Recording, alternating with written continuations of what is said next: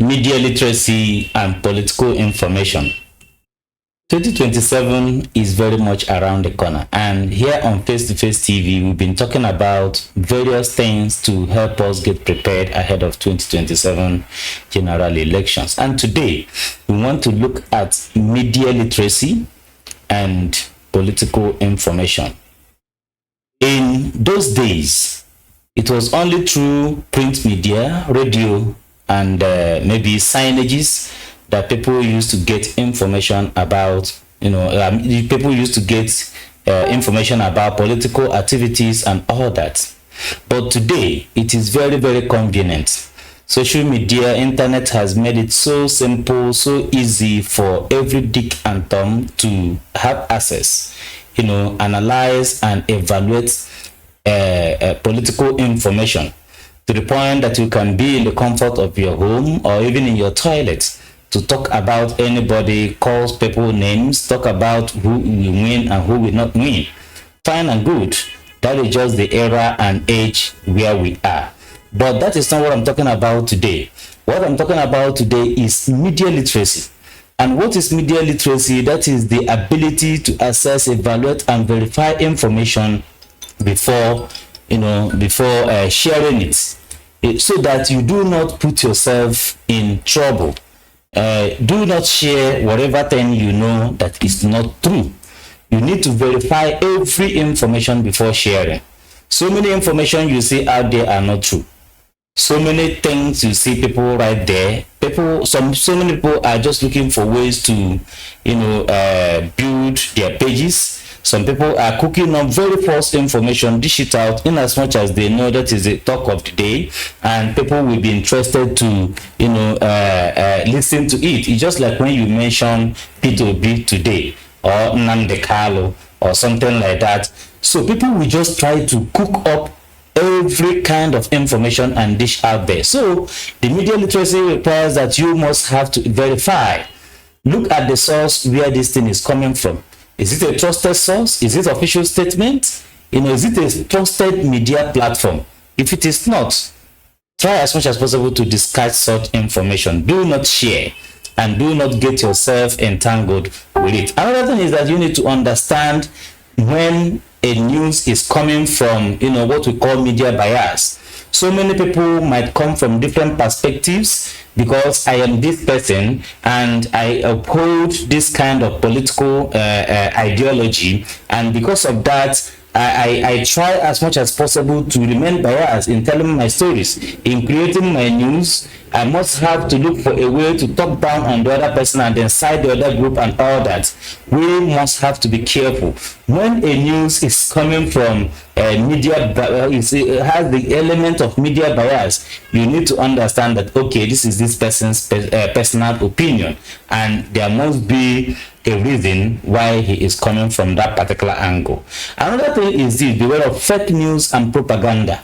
I talked about propaganda the other day. I said it that yes, some people who are recruited into various media groups or political campaign groups done so. So many people have been assigned the role to do the job of propaganda.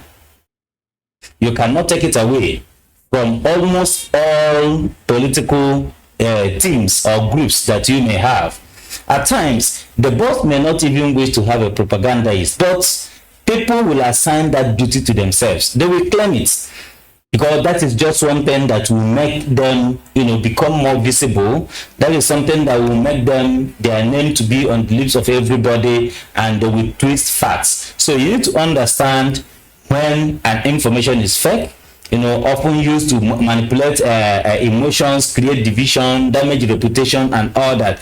There are so many people, even in our own state, who are experts in, manipulating opinions and also creating propaganda. We also must understand how to make use of social media responsibly.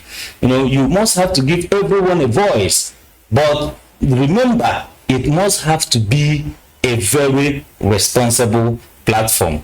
It's not just because, we used to see or hear that social media is a leveler. That is why you see somebody who is just coming up. I don't want to say that somebody is nobody. No. You just see somebody who is even about finishing his education, picking on a professor or someone who has been well made, probably someone who has over 1,000 people who is paying salary. And that person will try as much as possible to talk down on that person because it is on social media.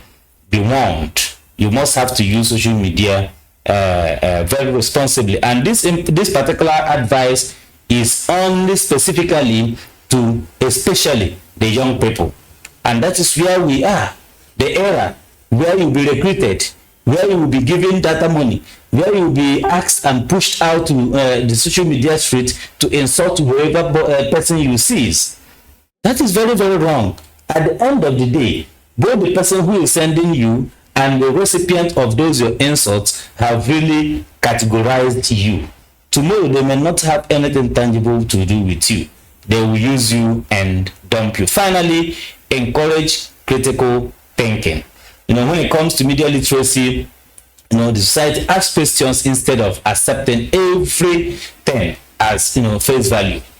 Try as much as possible to subject whatever thing you see into objective criticism. Is this thing true? Could it be true? How true could this be? And all that. Try to ask meaningful questions. And remember, so many people have really gone in through the use of social media. Therefore, it is very, very advisable you get the knowledge of this media literacy so that you know what to do when you lay hand on your laptop, when you lay hand on your phone, before you can be able to share any information, before you can be able to create that imagination in your mind, before you can be able to dish out those fake information. Be warned lest you go in for it. Thank you so very much and God bless you. This is FaceToFace TV.